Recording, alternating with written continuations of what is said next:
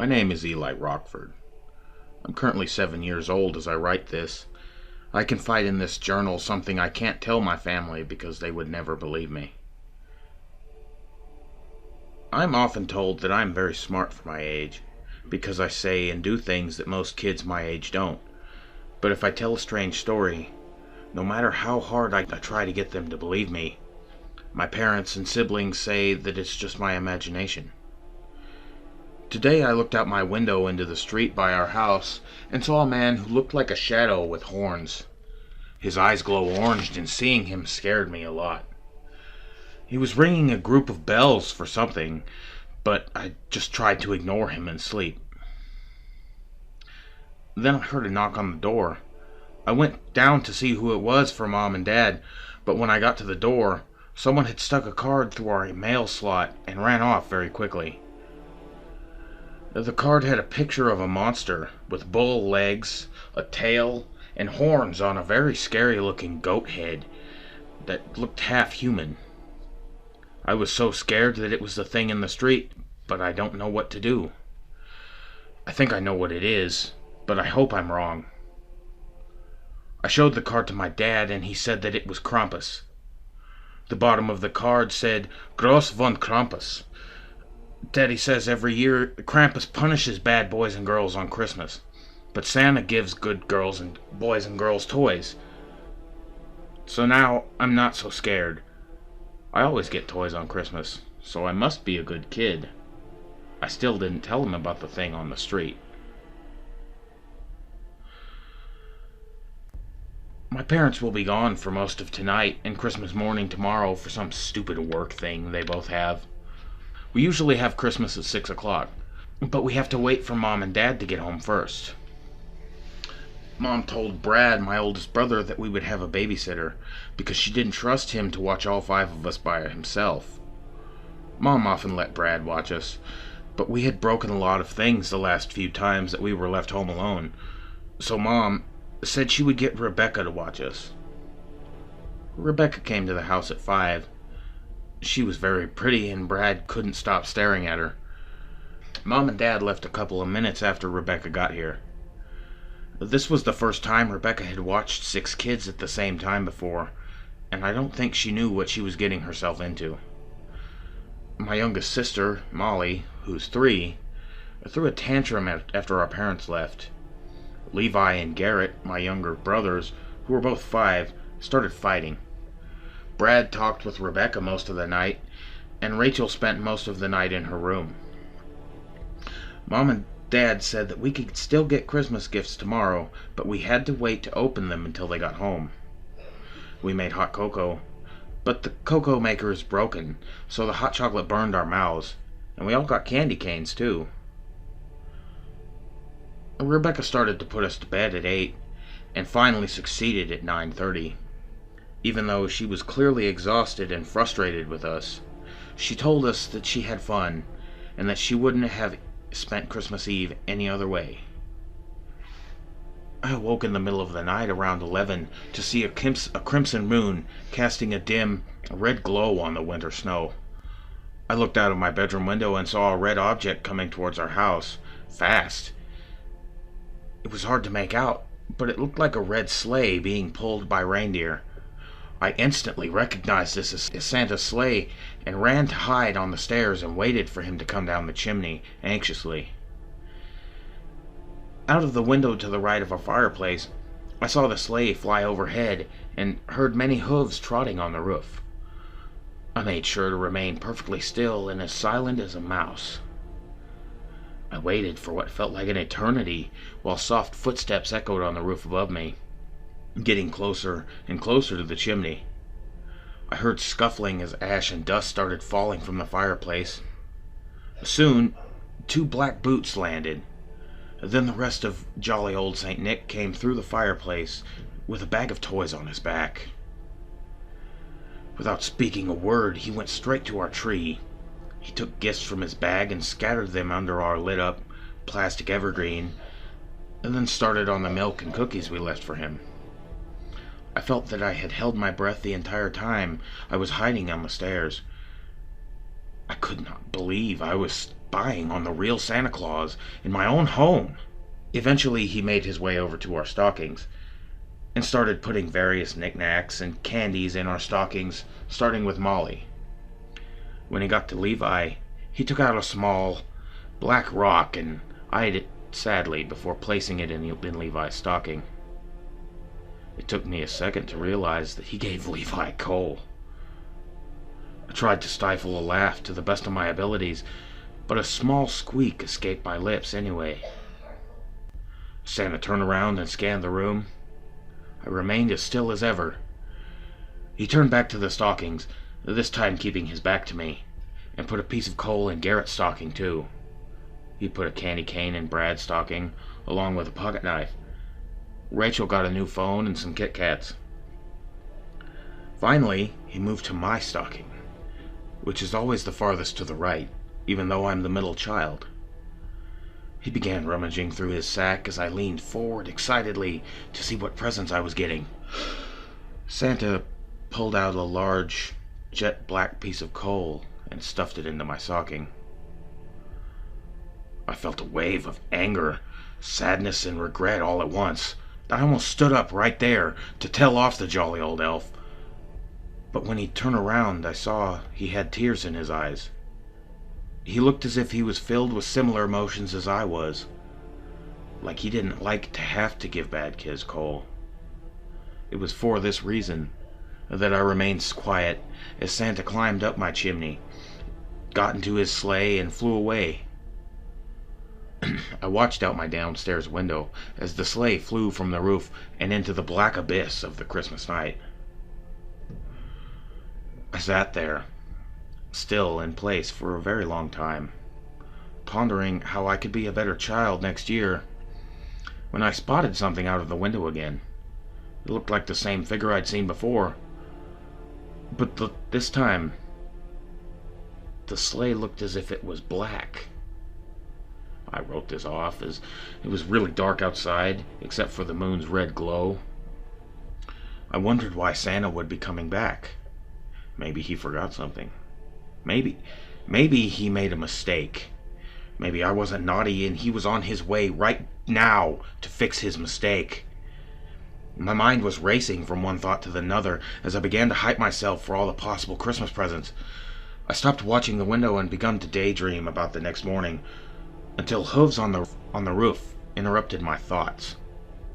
I heard a loud, heavy clacking this time as he got closer to the chimney. Ash began to fall down the chimney, creating an ashy cloud around the fireplace, as what I assumed to be Santa began coming down and landed with a loud clash. My final thoughts before seeing what come next was, how has no one noticed all of this? Through the cloud of thick, black ash protruded two large horns, with stripes of red and white like those of a candy cane. As the dust settled, the rest of the figure was revealed. His skin was a pale, icy-looking blue. His beard was like Santa's, except it was black, and it came to a point. His nose was long, and his face looked grizzled, but more human than I thought. His horns looked like they'd touch the ceiling if he jumped. His body looked human in shape, but animal in appearance. His legs were twisted and ended in hooves, like that of a cow or a bull, and he had a long tail. His torso was contorted, and everything but his face and palms were covered in fur. He had broken chains around his wrists, and what looked like a heavy red Christmas ornament attached to his tail by another chain. His ears were pointed, and so were his yellow teeth. Despite his horrid, outlandish appearance, the most notable things about the creature were its bells that it wore, and the basket on its back that had a limp arm of a child hanging from it. The stories were true, and so is Krampus. I couldn't believe my eyes. I had seen sleighs go by, magic reindeer fly overhead, and I had even seen Santa Claus himself. But none of that could have prepared me for the beast that is Krampus. He moved around the room with such speed that I was caught off guard. The thing looked about 8 feet tall without its horns, and with them he towered over everything in our large home. He made his way to the fireplace and took the coal from Levi's stocking. He rolled it around in his long, bony fingers for a moment. Then he took the coal from Garrett's stocking, and then finally mine. He studied the coal for a moment. A wide smile full of pointy yellow teeth beamed across his face. "Naughty little children," I heard it say in a cold, raspy voice. A shiver ran up my spine as it spoke. I was paralyzed in both fear and awe at the creature that roamed my living room beneath me. I thought he was moving towards the tree, but it walked past it and started going into the hallway, down the hallway, into Levi and Garrett's room. I remember the things my father used to say about it, that he whips bad kids, takes them away. Sometimes he eats them. Sometimes he shakes them and scares them into being good. All these horrid thoughts and more danced through my head as the monster creeped into the twins' room. I tried to scream with all my might, but no sound would escape my mouth. As I finally was able to choke out, "Levi! Garrett!" Screams had already filled their room. Levi came running out of his room, screaming his head off, as Garrett followed suit. The creature's long, twisted arms reached out from the room and grabbed Garrett's leg, pulling him back into the room. I stood up from my spot on the stairs and motioned for Levi to come with me. Garrett's screams fell silent. The Krampus emerged from the room alone. His nose seemed shorter now, his face even more deformed. I gripped Levi's hand tightly and we both ran for Brad's room. I wailed on his door again and again, but he wouldn't come out. I would have tried harder to get his attention, but I could hear it coming up the stairs as each hoof hit each step. I took Levi to the laundry room and told him to hide in the laundry chute. Once he was inside, I began lowering the laundry hamper so he could get downstairs without confronting the monster. And before he was lowered out of sight, I told Levi to go start the hot cocoa maker, because I had a plan. He nodded, and once he got to the bottom, I felt the hamper get lighter as he climbed out. I heard the hooved footsteps getting louder and louder and closer to the laundry room. I began pulling the laundry hamper up and climbed in just as the door was violently flung open, despite the locks on it. The beast licked his lips with his long, skinny tongue as he slowly approached my trembling body inside the hamper. I began to bounce myself and rock the hamper as Krampus got closer and closer. The hamper wouldn't fall no matter how much I rocked it, and then, when the creature was nearly upon me, I felt its breath on me as it excitedly panted, getting further. I expected its breath to be hot like that of a dog's, but instead it felt like the coldest winter chill caressing my skin. I shook the whole hamper as savagely as I could before it finally budged. The hamper fell, and before I knew it, I was on the first floor. I crawled out of the chute and ran to the kitchen as the demon rampaged upstairs. As I came into the kitchen, I noticed no signs of my little brother, but I did see that the hot cocoa maker was on. The stomping of the creature upstairs continued, but didn't seem to be near the stairs, so I focused on finding Levi. He wasn't hiding in any cabinets, and he wasn't anywhere in the living room. I decided that he might be in his room, so I quietly creeped to it, slowly, but steadily. The twins' room was trashed entirely, and Levi wasn't there. There was blood on the wall, and I shuddered to think that it once belonged to my baby brother. A small, bloody handprint was smeared on the wall by the door. Dread was all I could feel in that moment. Dread for misbehaving all year. Dread for what had become of my little brother. And dread for the silence that fell in place of hooves stomping around upstairs. I quickly and silently made my way back to the kitchen and took out a large coffee pitcher of scalding hot cocoa. As I crept out of the kitchen into the living room, I had an ominous feeling of dread, as if I were being watched. I could barely see in the dark of the night, and I couldn't locate our light switches. The only source of light I had was from the dim, eerie glow of the lights from the Christmas tree. As I scanned all the entrances to the dining room, something moving caught my eye. The chandelier began to start swinging, as if something had hit or bumped into it. There was a soft thudding that accompanied the squeaking of the rocking Corona. As I looked around to make out another vague shape in the glow of the Christmas lights, I saw what bumped into the chandelier. The monster was crawling on my ceiling like a large twisted spider. His arms were bent in excruciating-looking ways to grip the ceiling and watch me with eyes that burned like fire. I wanted to scream at the top of my lungs at the very sight of it, but instead I held my ground. A cruel smile spread across the face of the predator who was stalking me. He undug his fingers from the ceiling and landed on the floor in front of me with a thunderous crash, mere inches away from me. This was his mistake. I threw the entire pitcher of burning hot cocoa on his face, and the beast immediately started writhing in agony. He covered his hands over his quickly blistering face. He took his hands off the face just as it had begun to melt and peel off, bits of flesh and blood melting away to reveal his horrible skull, with its eyes still in their sockets. It froze for a while, and for a brief moment, I was happily assured and content that the Krampus was dead. But then it only started cackling an awful and disturbingly malevolent laugh. It pierced my ears like knives, and it loomed over me to instill as much fear as it could. It was working. Before my very eyes, the muscle around the creature's skull started to grow back, and in seconds its new face had formed. It looked more like a goat with pointy teeth than a human, but you could still partially see it in there.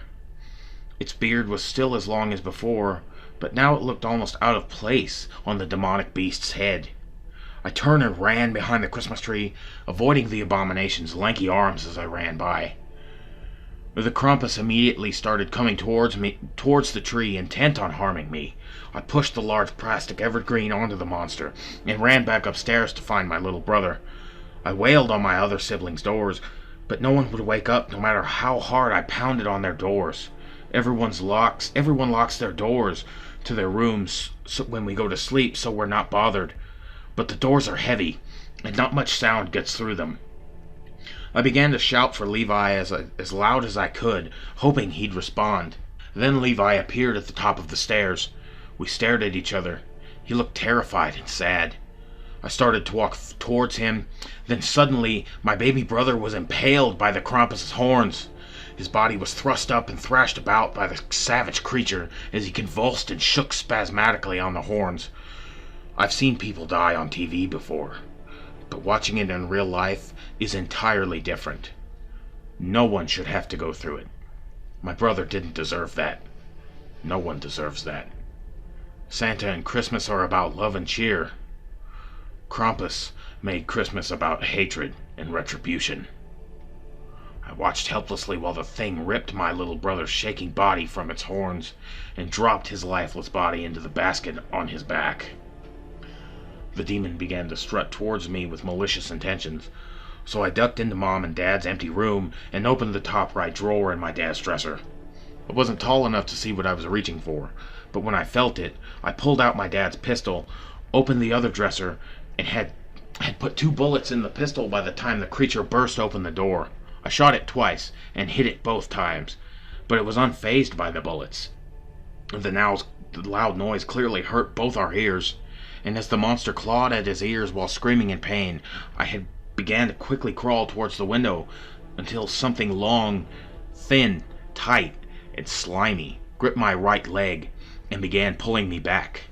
I looked behind me in terror to see the Krampus was using its incredibly long tongue to pull me to its mouth of sharp, jagged teeth. I began to breathe in and out quicker and quicker, and began panicking as my foot got closer to its mouth. I lifted my leg and kicked it in the face, twice before its tongue finally loosened. Before I could breathe, Krampus picked me up and began shaking me wildly. I kicked him a second time, this time with my right foot, and he flung me into the hallway where I began limping away. I had reached the end of the hallway when I heard a loud, popping crack sound, moments before feeling a sharp sting all across my back. I looked back and saw that the holiday devil had whipped me with a whip like a lion tamer would use. I felt the warm ooze on my back as new pain started settling in. I started to limp away to safety when I was picked up by Krampus again. His long, cold fingers wrapped around my back and stung my cut even worse. He looked at me, right in the eye, before lifting me behind him and dropping me into the birch basket on his back. On the outside of the basket, it looks like it could only fit a couple of kids inside, but the inside was massive. I fell onto a mountain of bodies. There were hundreds, maybe even thousands of kids in that one basket, piled on each other, not all of them alive. Where you couldn't see other kids, which made up the trembling ground, you saw only darkness. No sounds could be heard from inside, or outside, really, either. Kids would scream, mutter, shout until their throats clearly hurt, but no sounds came from their mouths. Every time I thought the situation couldn't get any worse, it got way worse.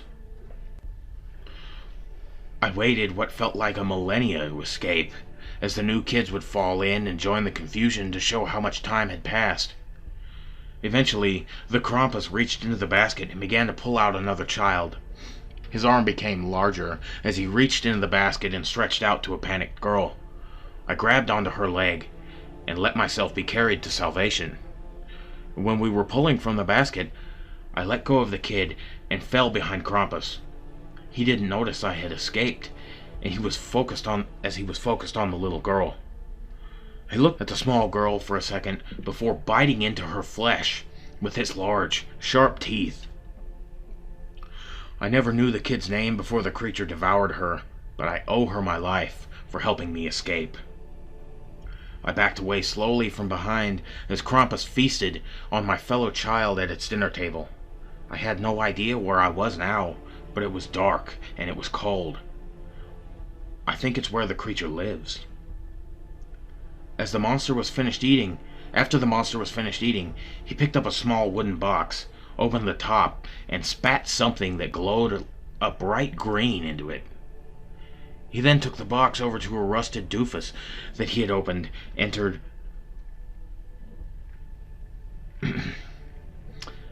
He then took the box over to a rusted doofus that he opened, entered, then left a few minutes later without the box. He then left the room, leaving the child's remains on a large platter and a rusty door. To my curiosity, I opened the door to see dozens more of the wooden boxes. I also saw many creepy-looking porcelain dolls and other creepy toys. The door behind me closed, and I was immersed in total darkness. I got out my phone and used it to barely light my way. I walked past a jack-in-the-box with a scary face. I walked past a baby doll that looked withered and old. I found a sack doll that looked like a creepy, rotting skeleton, too. I thought it was like Santa's rejected toy shop until I found the word Misfits smeared in red paint next to a clown with a skull for a head, blue eyes in its sockets, and big fleshy hands. I was terrified someone else was caught in the room before. When I got close to the clown, it jumped towards me and yelled, "Want to play?" I got really scared and jumped back as the clown let out a scary laugh. I heard scurrying and tiny footsteps of the other toys from all around. I started catching the dolls and the gingerbread men turning their heads as I ran along the walls trying to relocate the door. I found another message in the wall. "Why can't we die?" was scratched into the wall by something. I wanted nothing more than for this night to end. When I located the door, I bolted for it as soon as I saw it, but was tripped by a tall soldier with realistic burns on half of his face. I kicked the tiny hunk of plastic away and moved closer to the door when a deformed baby doll when a deformed baby doll bit appeared from the darkness and sank her teeth into my leg.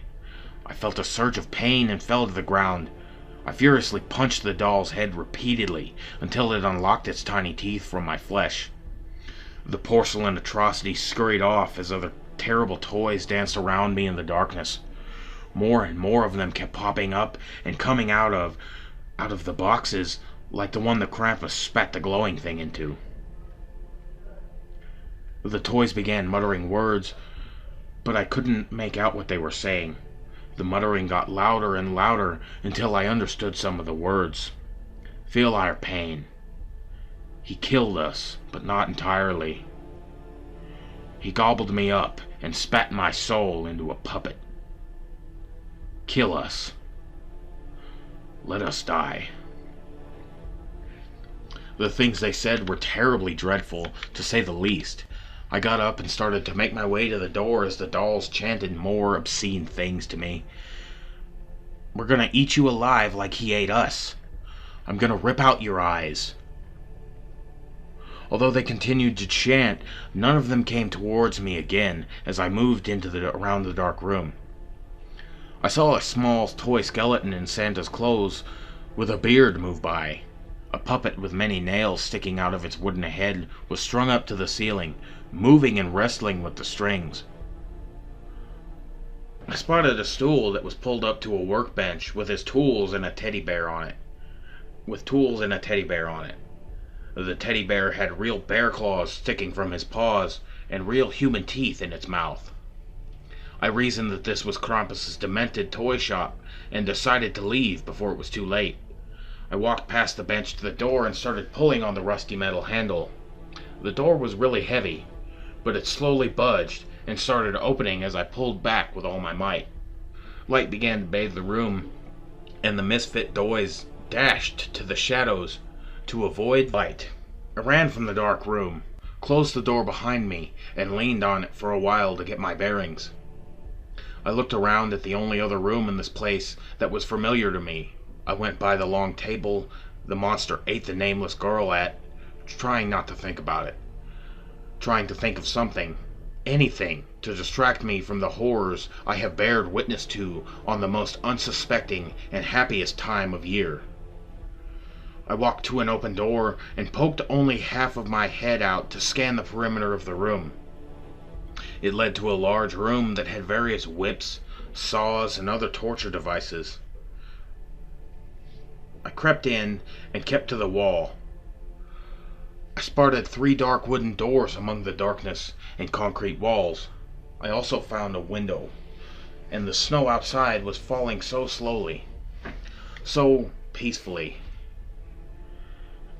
2 doors were on one large wall, opposite of the window, and the other was on the wall to the right of the window. I first tried on one of the doors on the long wall, but had decided beforehand to go to the door right of the window, thinking it would lead me closer to a door out or something. The walls were lined with racks, and the racks were lined with hellish masks. Some of them had horns, some had long serpentine tongues sticking out, some had teeth, some had patches of skin, some had antlers. One was a wired skull with antlers, and the antlers had lit candles on them. It was so strange. The room was so large, the other door led me to the same room. I left without moving the door in fear that closing the heavy door would create noise that would lead the creature to me. I walked alongside the wall to avoid the equipment, straight to the only door I had left. I opened the door slowly and with caution. The first thing in the room I noticed was a strange tree that looked like an upside-down purple Christmas tree. The trunk was on the bottom, but the pines and branches looked upside down. The tree was decorated with red and green lights and small bones. There was another window in this room, but it was on the same side as the last, and there was an open doorway that led to a hallway that teed off, and 2 signs labeled the directions. The right one said surveillance room, and the left one said stables. I went to the stables thinking that I might be able to find a reindeer to fly out of that place with. Seems like a silly plan now in hindsight. I opened the stable door, and awful smells invaded my nostrils immediately. There was frost on the floor as well. There were 8 stables lined up along the walls to the right, each with demonic reindeer heads sticking out. Below each head was the doors to each stall, each with pendants of the names on them. I read each name aloud as I started down the row. Each deer was grotesque in their own right. 1 or 2 had exposed skulls. Each had jagged teeth. Some had manes, and others had dried blood on their fur. 7 of their eyes glowed red. Slasher, I said as I passed the first one. Wrathful. Gorgon. Putrid. Cyclops. Cyclops was missing 1 fiery eye. Rabies. Goner. The last monstrous reindeer looked like a hellish Rudolph the Red-Nosed Reindeer. His head held flames that danced from its gnarled snout to the back of its mane. Between its sharpened, bloody antlers furiously flickered bolts of electricity. Blitzkrieg. I decided writing one was out of the question, and began searching for an exit. I realized the only door to the room was the one I came from. I looked all over the room, looking for some other way out, and saw the reason for the cold. The top crease and upper part of one wall was missing and led outside. It was far too high to reach. I left the stable room and went to the surveillance room. The handle felt ice cold as I slowly opened the door. The room was like all the rest. It was large. One wall was covered with monitors. The bottom, the middle, and the monitor stuck out more. The bottom, middle monitor stuck out more than the rest, and had a keyboard below it. A chair was also pulled up to it. Each screen had various kids on it, some in dreadful conditions, others minding their own business. And no sound came from the monitors, but I started to notice I was hearing a ticking noise, and the clock above the door I came in read 5:45. Christmas Day didn't start at my house until 6 o'clock. The wall opposite of the monitors had many names scratched into it. I wonder if the dead girl's name was scratched into the wall. A door that read exit was right next to one of the monitors, but the computer said search name. I sat in the large chair and typed Garrett Rockford. A nutcracker that had 2 bodies attached from the sides of its head popped up. Each body seemed to be trying to yank away from the other. Its face looked like it was in horrible pain, and it had the same color eyes as Levi. And Garrett.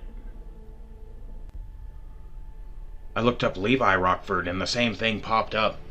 I sat frozen in awe for a moment, tears filling my eyes and ran down my cheeks. The ticking of the clock seemed to turn into clopping as I sobbed. I was crying more than I had ever cried before. I cried so hard I began hearing a ringing. Then the chair I was in spun around, and I was face to face with Krampus. He looked menacing and insidiously sinister. His horns were partly covered in blood, his long fingers looked sharp, and his eyes burned like never before. He waved his long, sharp, bony finger at me and tisked.